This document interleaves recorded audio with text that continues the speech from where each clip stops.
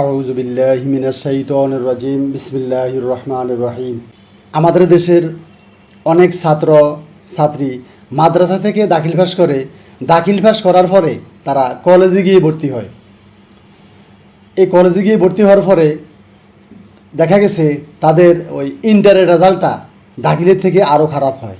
তবে হ্যাঁ, যে সকল ছাত্রীরা বা ছাত্ররা মেধাবী তারা ওখানে গিয়ে কলেজে ভালো করতে পারে, কলেজের সাবজেক্টগুলো পড়ে তারা ইন্টারটা বা আলেম আরও ভালো করতে পারে। কিন্তু যারা সাধারণ ছাত্রী, সাধারণ মেধাবী, যারা মিডিয়াম মেধাবী, তারা কলেজে গিয়ে তেমন একটা ভালো করতে পারে না। যে আমার মতে দাখিল পাস করার পরে আপনাদের কলেজে ভর্তি না হলেই ভালো হবে। দাখিল পাস করার পরে আপনারা সবাই মাদ্রাসাতেই, যে কোনো মাদ্রাসায় আলেমে ভর্তি হয়ে আলেমে ভালো করে লেখাপড়া করবেন।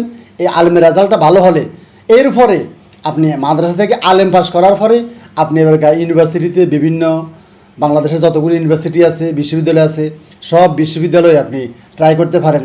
এতে মনে হয় আপনার ভালো হবে।